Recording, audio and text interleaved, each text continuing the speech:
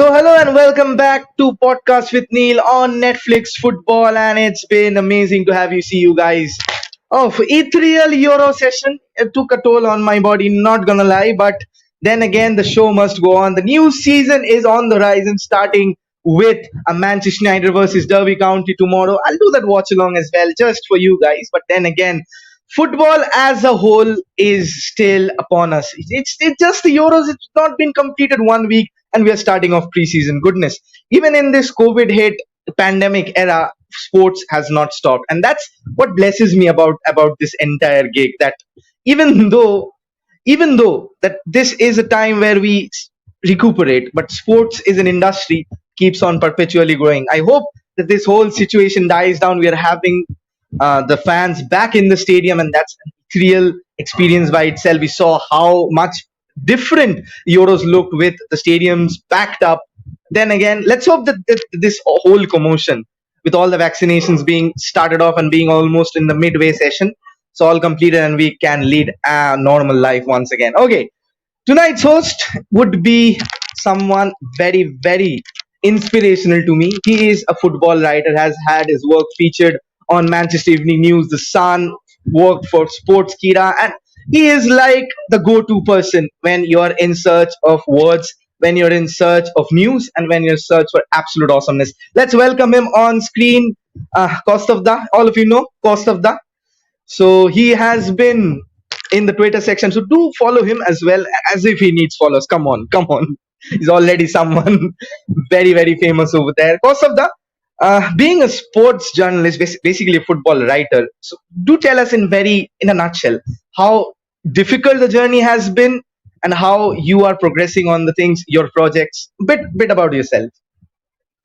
I mean, coming from India, that it's not an easy field to break into. You've got to sacrifice a lot of your social life in a way, which I've had to do. But it's been a journey which, I mean, you can't really have regret about it in a way because it's pretty much been worth it because football's pretty much given me everything, every sort of accolade that I've maybe achieved. It's all down to football, but started from maybe Give Me Sport when they were pretty, let's say, small or pretty non-prominent in a way, and then I just sort of did a lot of free work, which I still do, in a sense that if you don't do free work in this field, you may not progress too far in a way because this is a field which is governed more by contacts and how much you know instead of how much you earn. And you've got to sometimes settle for not earning as much, and where earning becomes a rather secondary thing. All that matters are contacts, networks, the knowledge you have, and in a way the creativity that you've got in the brain of yours. So yeah, it's been. I think I've been in this field for about 7 years or 8 years now. I can't even remember, but it's been.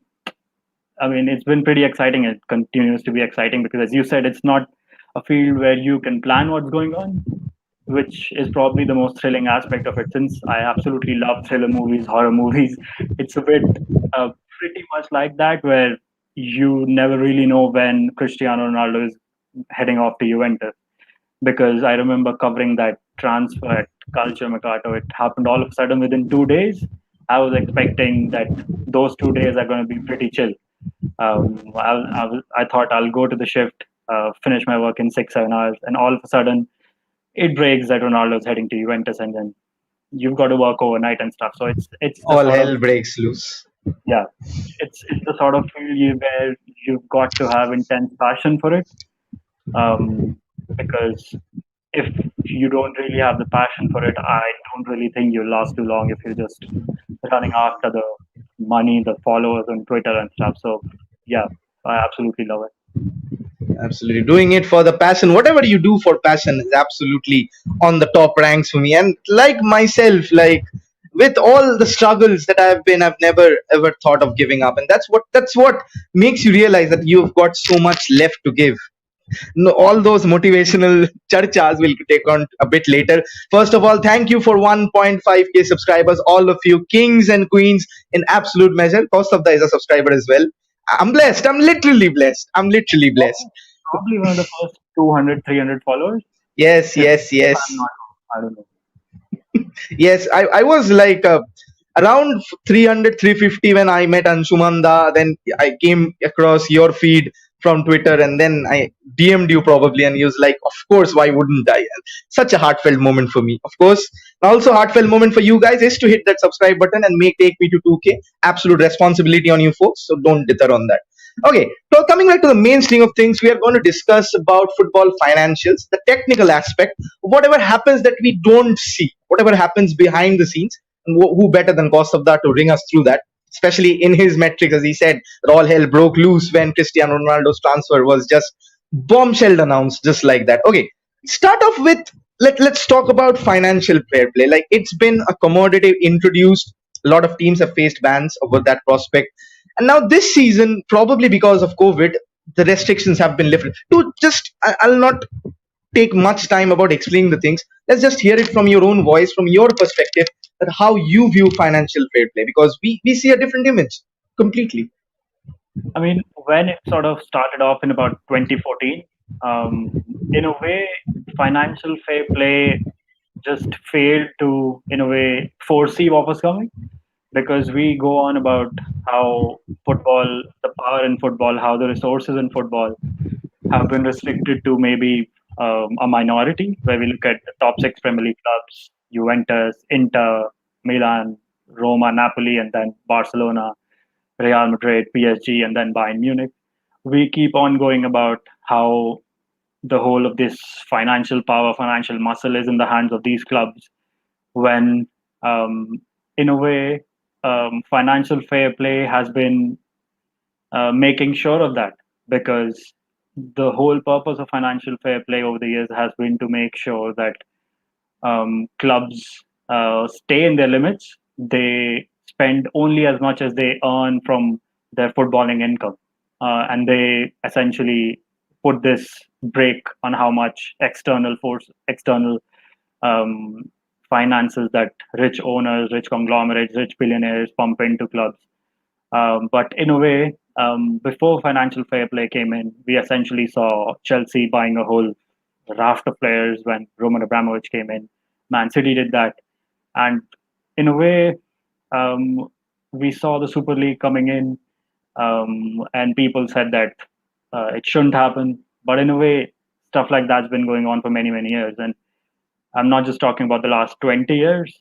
I'm talking about when the Premier League started, when we often say that football hooliganism used to exist, and one reason for football hooliganism was the very fact that the working classes, the very uh, grassroots of football, felt detached from the English game, because they were bringing in those television rights, they were bringing in those measures to popularize the game to the Eastern world, essentially to us, to people in Asia, in Africa, to the Americas and stuff. But ever since the game was professionalized, that's when people sort of had questions about it. And that's when I think the process really started, when people said that footballers shouldn't really be paid for what they're doing, when Darwin FC in Lancashire sort of had two players coming in from Scotland, and then all hell broke loose, as I said, for the Ronaldo thing, where people said that players shouldn't really be paid for what they're doing. So that essentially marked the beginning of where the game was essentially being, um, it was just going into the hands of a few, and a whole new debate came in about capitalism and socialism. And now we are at a point where we are rethinking stuff. And sometimes we presume that FFP is helping us, which I think it does to some extent.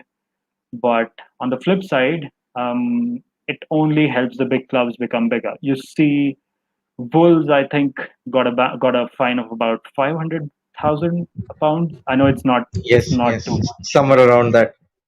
Yeah, I think 500,000 pounds is not much, but it in a way shows the way FFP works, where Wolves are this. formerly championship club who've come to the Premier League and they want to break into the top six.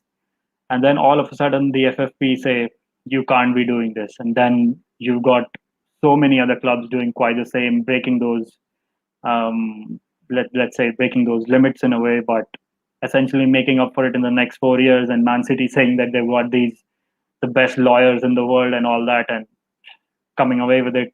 I mean, the Man City thing that happened last year, whenever that was, I sort of understood what was going on in the way that their argument was focused on the fact that their expenses were looked at, the expenses that were looked at were essentially from before FFP came into practice.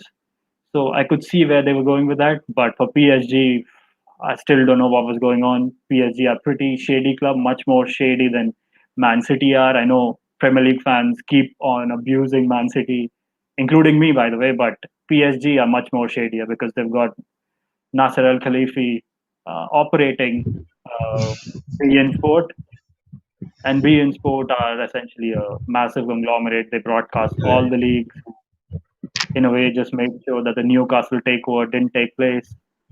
And I think I might have gone a bit off track here, but you get the whole point. Like No, no, no. Please we're go on. Please go on. we're essentially just making sure the football remains where it is, stays away from the roots. Right. And you look at the Newcastle takeover stuff. I mean, Newcastle takeover stuff. A lot of people don't really pay attention to that. But if you look at that closely, you look at the political ties that Saudi Arabia have with Qatar and the UAE. There's so much political involvement in there, and the Super League stuff. I remember posting threads on Twitter talking about Right. the political involvement. I don't know if you saw it or not, but Obviously, it's it's it's a brilliant pretty work, Dada. it's a pretty messed up game where I don't really think FFP ever had the vision to essentially foresee what was about to come and the situations that we're in.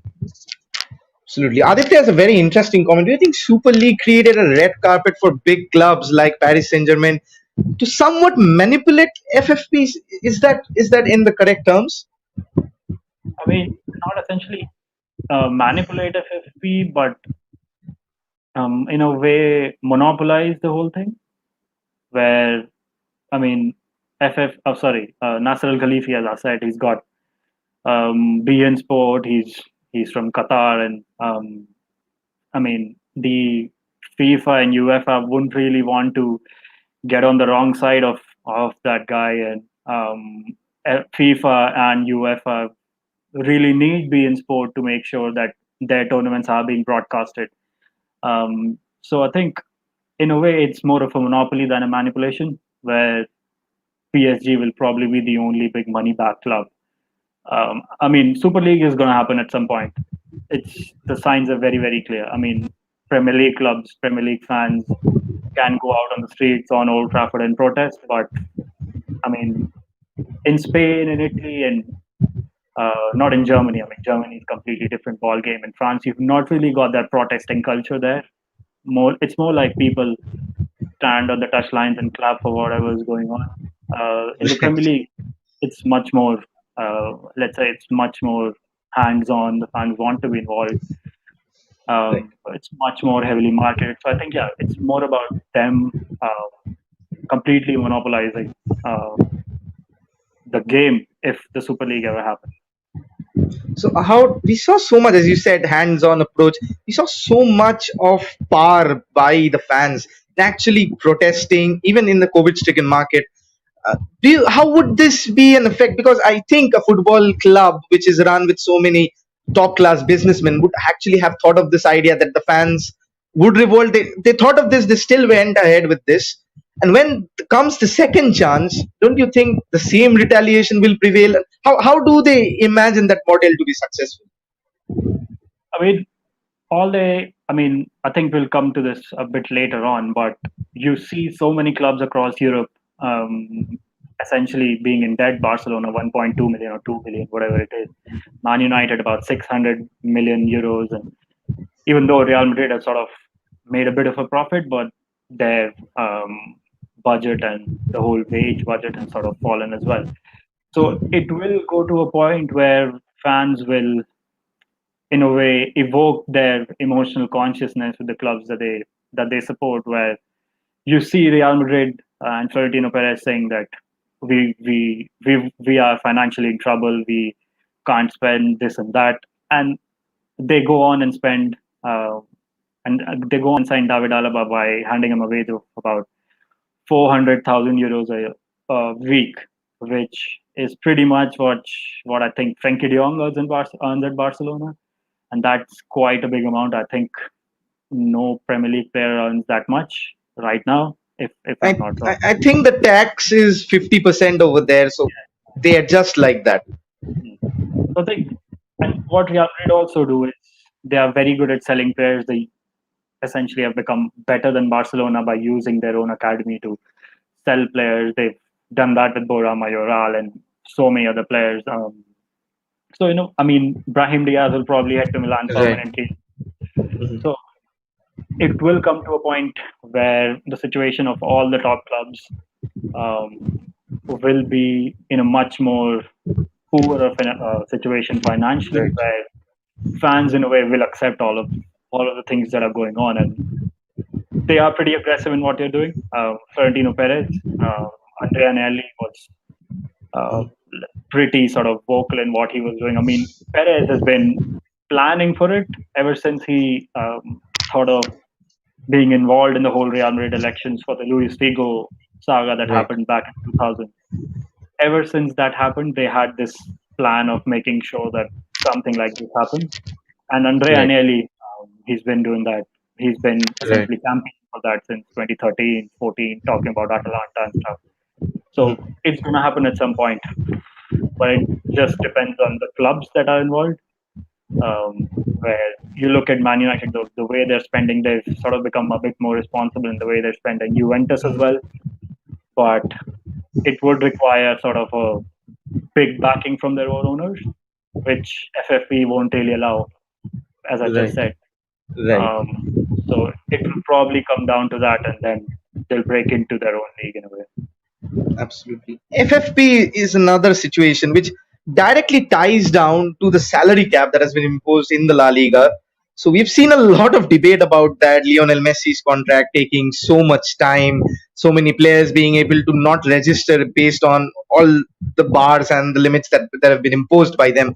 So even though Spanish league has lost a fair amount of revenue since, I'd not say this with any bias, but since Cristiano Ronaldo left, the average viewership statistically has reduced a lot, and Premier League has gained over that. Serie A has benefited somewhat, but not to the extent that they'd hoped for. But still, the salary cap being imposed on that, how does that change things? Number one, for La Liga, and number two, for all the clubs in the bottom, they had the same structure. They are now Yeah. competing against teams that are have their hands tied. So might we see a more exciting La Liga in turn? What do you think about it, Dada? Yeah, I think so. You're pretty right in saying that because, I mean, for that, I'll probably reference to the Scottish Premier League. Um, and not just because I love the Scottish Premier League, but because the model that they're following, what they've done is they've made sure that they've now got this lowlands league where the Rangers and Celtic reserves team essentially, like talk about the Real Madrid B, the Castilla and Barcelona B playing in a different league altogether, and then essentially helping the other smaller clubs sign those players. That's pretty much what's about to happen in Scotland, where the Celtic B, the Rangers B teams will play in the lower leagues, and since those younger players will get a chance of playing first team football in professional leagues, if they can't break into the Celtic and Rangers senior teams, um, they'll probably be sold to other clubs. And that is only going to help Scottish football as a whole improve. And indirectly, that UFO coefficient will go up because you'll have not just Celtic and Rangers doing well, you'll have Aberdeen, you'll have Motherwell doing well, you've got Hibernian doing well. So I think that's pretty much what is going to happen in La Liga, where a lot of what Barcelona and Real Madrid will now try to do is we already see signs of that, where you see Carlos Alenia and you've seen Marco Curella being sold to Getafe. We'll see patterns of that emerge now, where a lot of Barcelona's pretty decent young players will play for Getafe, the Levantes, the Huescas, and the clubs that weren't always as prominent as them. Maybe Villarreal. I know Villarreal are a pretty big club, but financially they're never going to compete with the Atleticos, the Reals, and Barca of the club. So I think it's pretty much what's going to happen. Where, as you said, the league's going to become more exciting, and if those newer clubs like maybe Getafe, for example, because Getafe have been doing pretty well in the European scene for the last 2 seasons. So if a club like that gets more Barcelona players, ex-Barcelona players, even though Barcelona may attach those buyback clauses, resale clauses, it doesn't really matter in that case. So if Carlos Alenia goes to Getafe, does well, helps them qualify for Europe, and then they either play the Champions League or Europa League and do well, reach the semi-finals, in which Spain have got quite a good control over. They've got, I mean, Villarreal won it last season. Sevilla always do well there, and we've got another club doing well from Spain in Europe, and then automatically we'll see more Spanish clubs essentially getting more revenue out of European football. And I mean, in a way, I mean, the Spanish, I mean, La Liga have tied up with ESPN again to get a bigger deal, a bigger TV deal in the Premier League. So if you tie all of that together, in a way, all of that can lead to a big positive for the whole league. True, absolutely spot on. I have a question. So all of your fans are out over here, or Prabhuda is here uh, in shop. Ah, brilliant stuff. Thank you. For those of you who don't know, my actual name is Samrat. So I go by my nickname because that's a bit cooler. Come on, you'd even accept that. Okay, Dada, that's about the salary cap that has been going on the rounds that we've saw. One major deficit of that is the Lionel Messi announcement that is being taking so much time. Aguero still not registered. Depay is still not being registered. The thing is that we have already heard that he's taken so and so amounts of pay cut, around 70% throughout the next years. But what I've heard is that it's just lesser for this year, and maybe that increases as just to bail Barcelona out of trouble, all the financial aspects of that. So how do you think that this salary cap, and how do you think Barcelona in future, with respect, I'll take Dada's one of my Dada's comments over here, says Kylian Mbappe to Real Madrid realistic financially, considering the price at which PSG signed him and their presence persistence to not let him go off cheaply. If he signs on a free, then fine. But other than that, he'll even command similar kind of wages with the inflation that's been coming upon. So how does this salary cap tie in with the big players and their ability to retain them? Considering Premier League probably will see Paul Pogba sign a 500k contract. You don't know, United just might pay that, and the taxes at the PL is not that much as compared to La Liga. So how does this entire thing thread down to maybe commotion or maybe an improvement, as you said? How does that figure out? I mean, if what clubs are doing increasingly now is using the process of amortization, where if, for example, let's say, for example, Messi goes on. I mean, in a hypothetical situation, Messi signs for Manchester City for about a 60 million fee, and then Man City hand him a 5-year deal. So that 60 million will be equally divided over the 5 years. So that's pretty much the sort of models that clubs are now following. It helps them financially, like it helps them not just pay for the transfer fee in just one go. I think that's what Man United are doing for Jadon Sancho as well, where they're paying that whole fee across the length of his contract, which makes it a pretty lucrative deal in a way, where United are balancing their books, which are in a way in pretty much a lot of debt. And when it comes to the Messi thing, it essentially helps Barcelona for the time being, as you said, because if initially it was said that he's signing a 2-year deal, but now they're saying that he's signing a 5-year deal, taking a 50% or whatever, 60% of a wage cut. In a way, he'll earn more over a 5 year period than he would have in that 2 year period, which was originally talked about. And if and he's taking a wage cut anyway.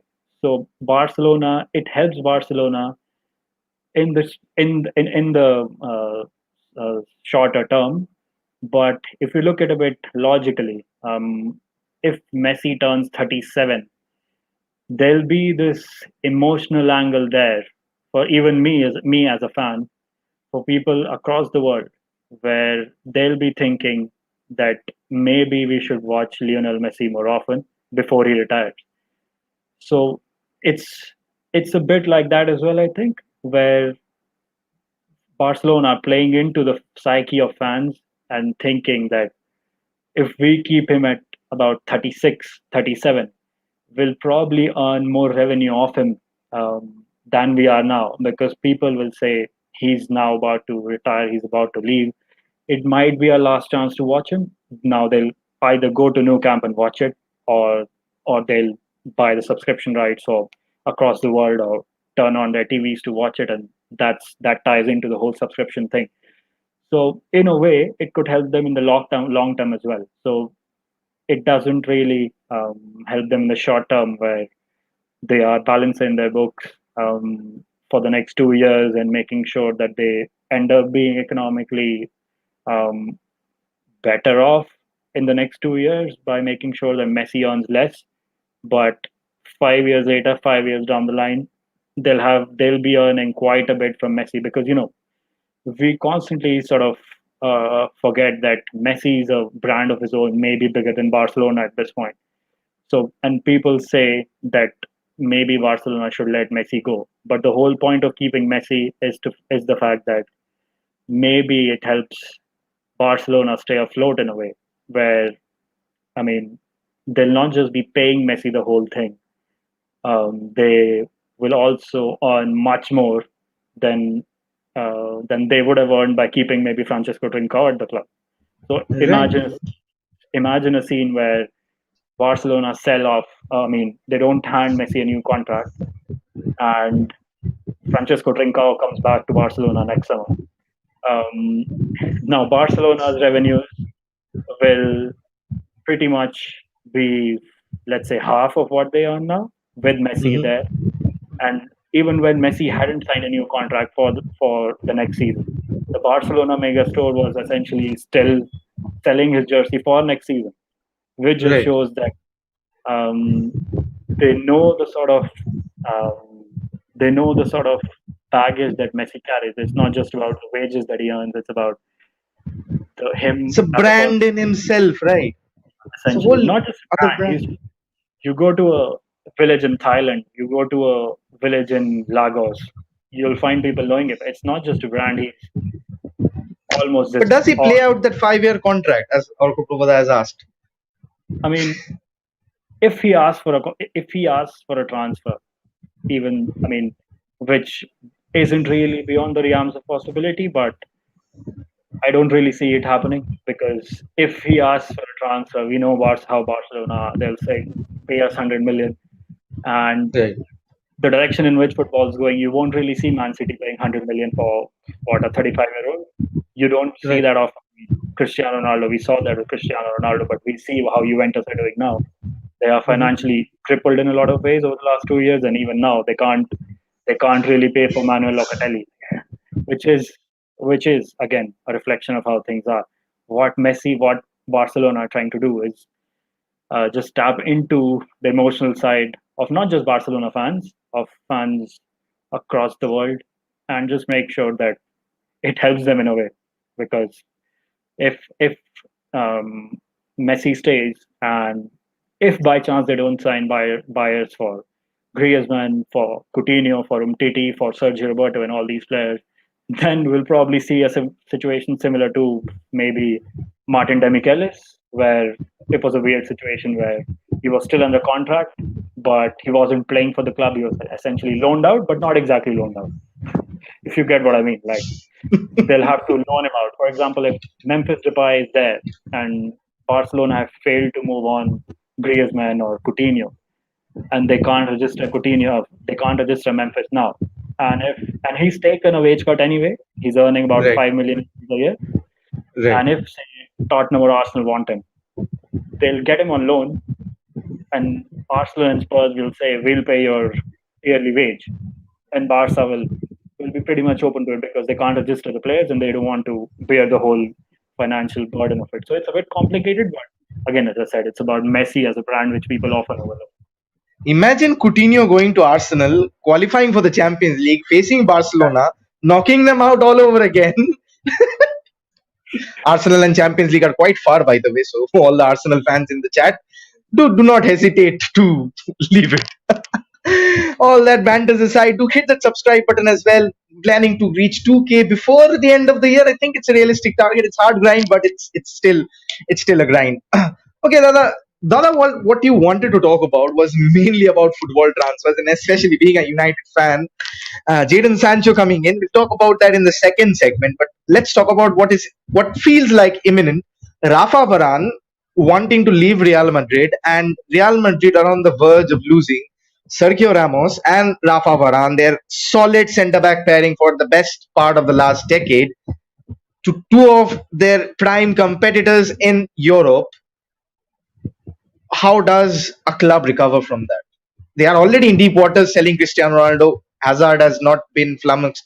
So partnership probably of Eder Militao and David Alaba. Maybe Jules Koundé coming in. We don't know that yet. Maybe Real Madrid are holding out for that fee. But how does that? How can they even do that? Or how did this even happen?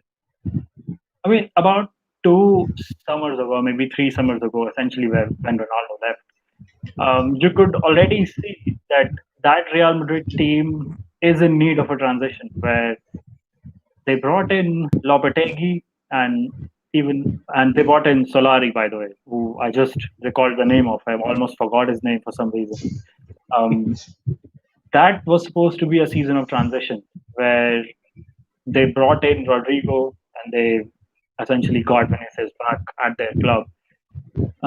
But they've always been, to me at least, it seems as if they've always been prolonging this transition, and bringing in Don Carlo is just a way of making sure that all the resources that they have in place, even though they might be limited, Don Carlo just makes the most of it because that's what he's always done in his career, bar the Everton spell, where you give him all the resources you want, and he'll make sure that he'll manage the players, he'll manage the personalities, he'll make sure that he doesn't force the players into playing one way, a different style of play which they've never played before.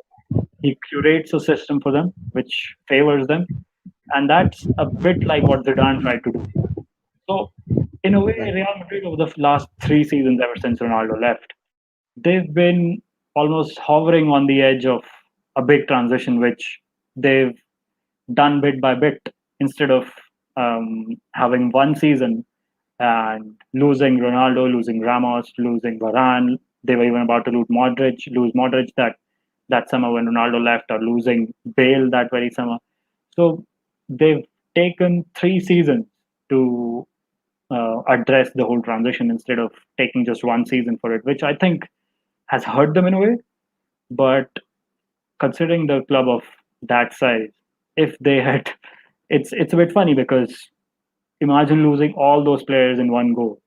And Real Madrid, the sort of transfers they make can be a bit on and off, a bit haywire in a way when all of them aren't as successful as, say, someone like Dortmund, where all the signings they make are very, very good. They all work out, their values increase. Real Madrid don't always make those sort of signings, and we know the approach that Perez likes to take. He likes to take a very, as we know, galactic approach. He only signs younger players when there's a guarantee of that player turning into a future Galactico. Like exactly So what you mentioned, like signing Vinicius Junior, Rodrigo, yeah, two wingers, then going after Hazard, same winger, then Rainier as yeah, well, who plays up in through the wide positions in the middle. Where is the smartness in that? yeah. It's a bit complicated, and if you look at the managers in place, Zidane, uh, the two spells, he's known to be a pragmatist. He's not. I won't say he's as tactically astute as someone like Julian Nagelsmann or Hansi Flick and all these managers, but he's someone almost a bit like Ole. I mean, people will say that you can't compare both of them, but it's pretty much their role now.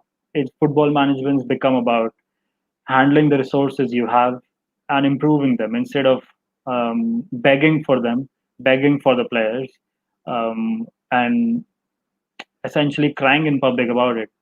That style of management, I don't think it's going to last anymore because clubs are now financially finished, basically, and you need managers to steady the ship and not sink the ship in a way. Where, I mean, I can go back to Jose Mourinho on this topic. I was just going to say shots taken, but carry on, carry on. We can go back to him. You look at, I mean, I should talk about Man United in this case because, I mean, it's fine that Mourinho talked about needing a centre back, needing a right winger, and all that. But United's finances in that time were pretty much damning in a way.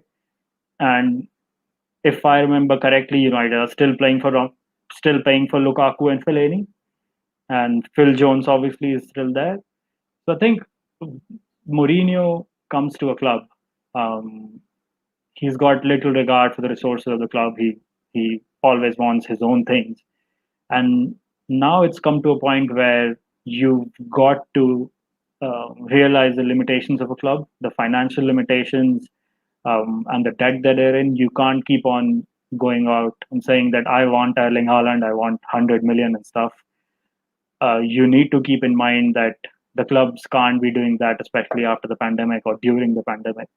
So Real have been very smart in that way. They've got only managers that who know how to steady ships and not throw things in the bin and say, I don't want to keep Eden Hazard at the club. When the truth is, Real have to make do with Eden Hazard. They can't be selling him because the money they spent on him, even though he had just 1 year on his contract left, which was a brilliant move by Marina at Chelsea.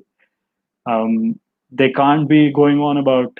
I mean, if Conte goes to Real Madrid, I'm pretty sure he'll go out there and say, I can't be having Eden Hazard at my club.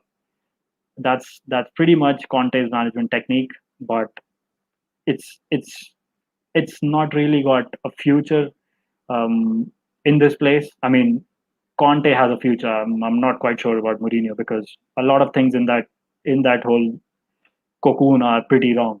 Where you, instead of keeping hold of your resources and not just improving them, at least keeping them. I mean, Mourinho. You look at Steven Bergwijn, such a talented player, scored on his debut, was brilliant for PSV, still could play for the Dutch national team. A player like that declined under him, which, I mean, is a pretty sad indictment of how his management Even has been. even Henrik Mkhitaryan, who scored 30 odd Yeah. goals in his season for Dortmund, 1.5 season is shipped out for Alexis Sanchez, and we saw where that went, right? That was seriously, people have lambasted me about when I spoke. They shoved me the trophies, but essentially Ole Gunnar Solskjaer, with all his nuances and all his minute errors here and there, is definitely third spot finish. Improved that with a second spot finish. Even with the Paul Pogba debacle right before the Leipzig game, Paul Pogba gave his best performance in this season, which we have not seen in any of the seasons with Jose Mourinho. His signing, Jose Mourinho signing, and he ended up, uh, what to say? Goodness gracious. Is there any proper comments? No, no proper comments to take on. Brother, since talking about signings, and as you said that it is very imperative that clubs are not being able to spend and they are coursing on the course on of amortization. Basically, Jadon Sancho is one deal that Dortmund wanted over the odds, because anyone is linked with Man United, the prices definitely go high. So they wanted around 120 million odd quid for Jadon Sancho. So 1 year down the line, we get him probably and Varane for that same price. One potentially world class player and one world renowned player for that price, and especially Varane. I think I'm hearing things that it would be the deal would be broken down into 3 years, similar to what they did for Gareth Bale to Tottenham. Jadon Sancho, already we know 15 million a season for 5 years, 75 million is the payout. So do you think that it was smart of you? Of how much shock and stick the United management got not signing Jadon Sancho, especially like Bayern Munich waiting for Leroy Sané, not signing.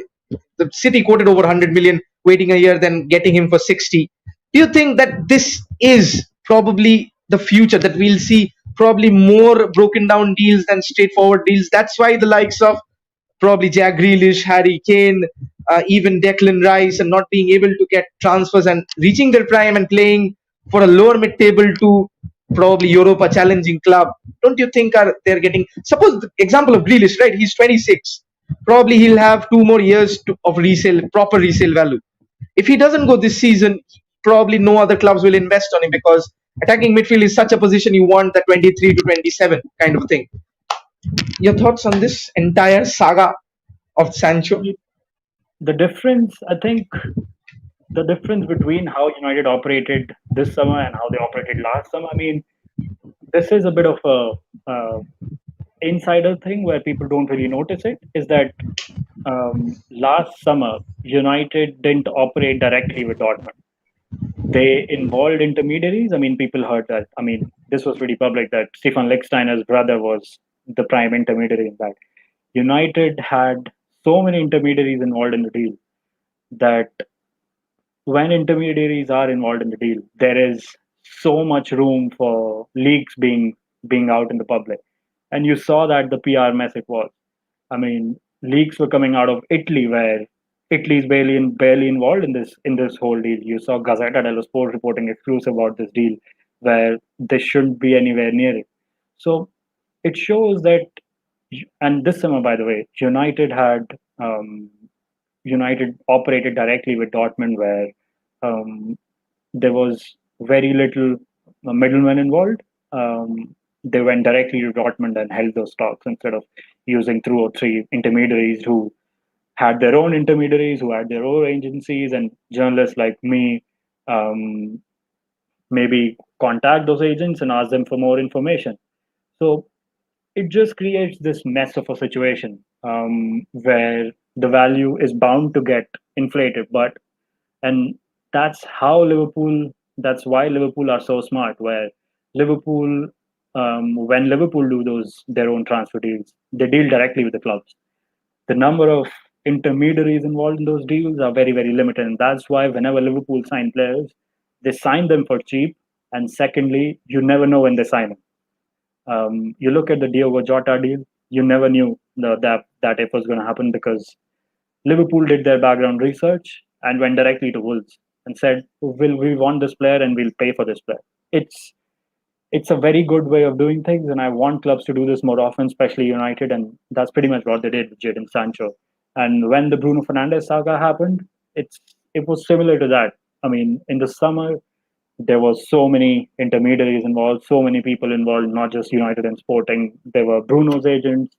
There were random agents in Portugal. You could get into information of you. There were since the agency that Bruno's agent is at, they've got an office in London as well, and United's offices are in London. So it was so much easier to get that information out. And Sancho, obviously, the agency that he has, they're based in London again. So in those cases, it was very, very important to make sure that you deal with the club directly instead of using those intermediaries that left room for so much gossip, so much chatter, so much wild rumors going about, such that United had to pay so much. Now this season, this summer, United, when they directly told Dortmund in their face that we want the player, will pay this fee, and they negotiated directly, which I think should be the way forward for clubs, because the financials of clubs, it's one thing which will keep going up and down. It's almost like the stock market, where so many factors affect it. One day it'll go up, the second day it goes down. I mean, in football, it's obviously a much more longer term thing, but it's Liverpool have almost sort of set the bar for how deals should be done in the modern era. Just be silent about it. Don't let anyone get a word about it. And I think But Dala, United, what do these intermediaries bring to the table that two clubs don't negotiate? We knew that it is easier, but what do these intermediaries actually bring to the table?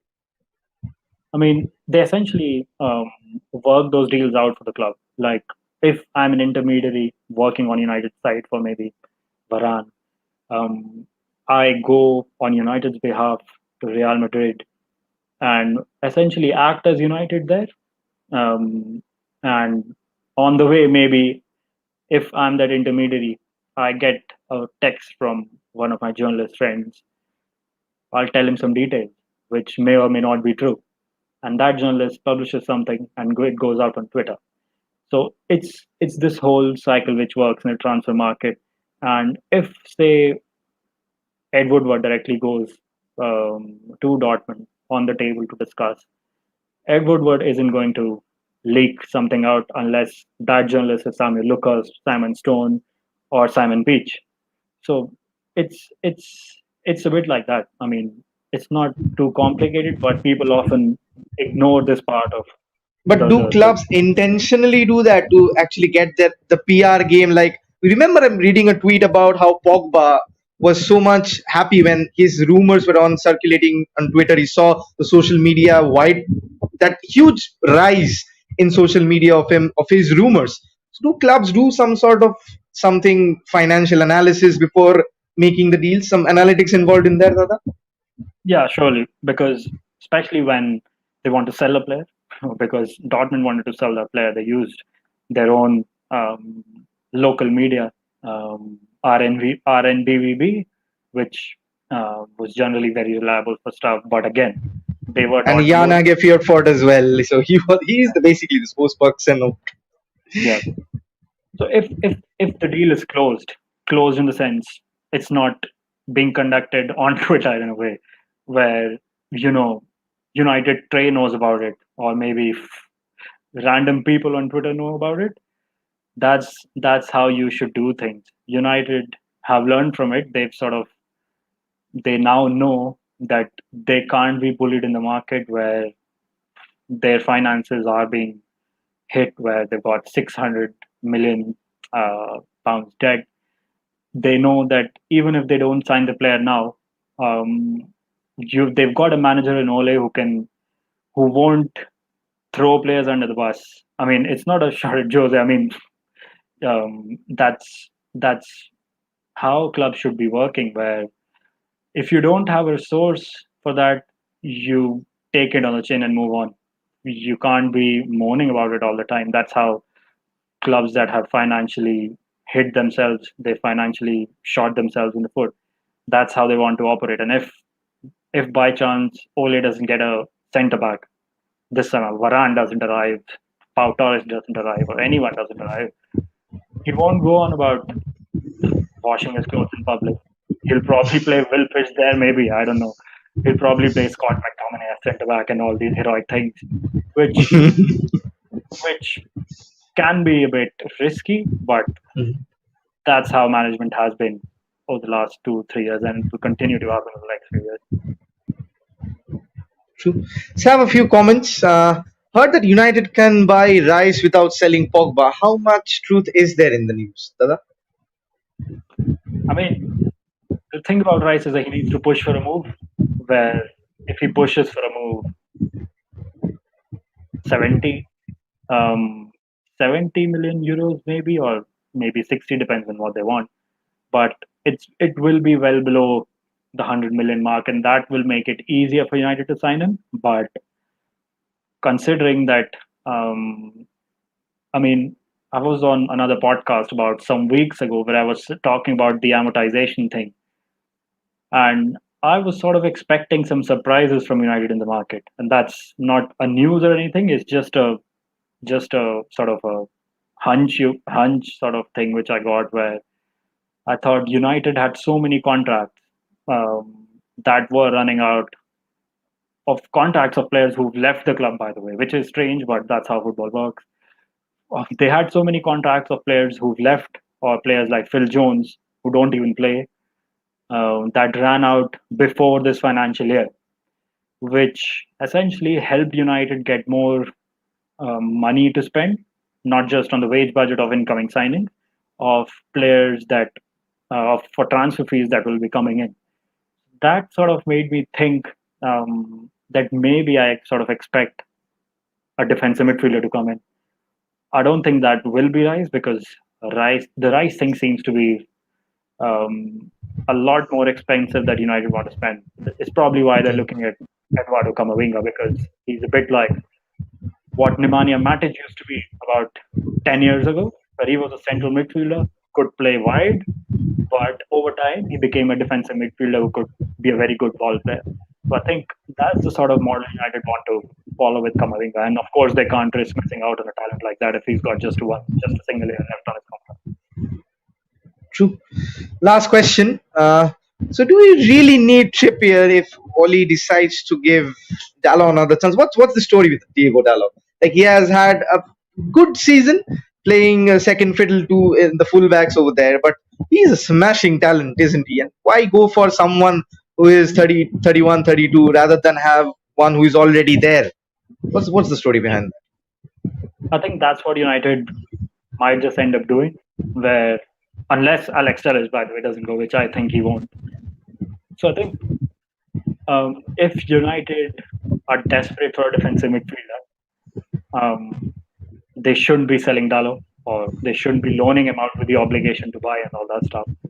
Because if United get a defensive midfielder in, for me, they'll probably be one of the candidates for the title. It would make them one of the strong candidates for the title because you can't win a league without a defensive midfielder. And I remember reading before Dalot went to Milan last summer that his training wasn't really up to the mark, where the training staff at United wasn't really happy with the way he was training and stuff. And today I heard that Ole still has pretty good relations with Dalot, which is a positive, which just shows that there is a chance of United keeping Dalot because Milan are currently focusing on other areas. They're focusing on the left back, which they've signed from Rennes. They're focusing on a number 10, needing a number 10. They've got Giroud now. And they've always had a list of centre backs who can play right back. So that is something which is worth looking at because it's not like they are absolutely desperate for Dalot to come in. If they don't get Dalot, they've got their own list of alternatives, and they've got other players in their team who can play right back anyway. that? Calabria definitely starts there. Yeah, I think Salamakers can play right back, so Yes, it's not more forwardish, but yeah, it's a bit like if United keep Dalot, it enhances their chances of signing a defensive midfielder. So I think that's pretty much what they should do. True. Absolutely brilliant session, Dada. Learned a lot of what goes on inside. We have always read this. Marca brings out this. Like you said, I had no idea how the Italian media got hold of Jadon Sancho when they were nowhere near the deal. Nowhere near the deal. After that, intermediaries, how they pop up through in these deals. Also, the entire situation of what FFP and salary cap is going to throw us. So, absolutely wonderful, informative session, Dada. Would love to do one with you again. But there is some good news coming your way. I'm sure we'll get to read all of that very, very soon. So, hopefully, wishing you all the best in your new journey. And that's pretty much it. Wait for the new season. What last words? What are your hopes if we end up signing Camavinga and Varane? Keep Dalot. Successful title challenge. Yeah, I think so. I mean, Camavinga for me currently is not a proper defensive midfielder, but even otherwise, I sort of expect United to be around the top 2, top 3 anyway, because I don't see Liverpool spending big. They never spend big anyway after that Van Dijk stuff, Fabinho stuff. So I sort of expect a top 2, top 3 finish, and United need to win a trophy this season. I mean, next season. And Champions League finish. I think I've got this again a hunch where United, I sort of expect United to be a very good Champions League team. You look at the way Juventus play. I mean, how they played last season, how Barcelona want to play. United have got a very, very good track record against big clubs because they are so frightening on the counter attack. If United reach, let's say, the round of 16, I sort of have a feeling that they can go to the semi-finals and maybe then get eliminated there. That's not a problem at all. Again, another semi-final juju. The fans will be all over my face. Come on, not that. I mean, semi-final of a Champions League is fine, especially if you're losing to a potential winner. Not losing to Man City, by the way. Don't want to lose to Man City in a semi-final.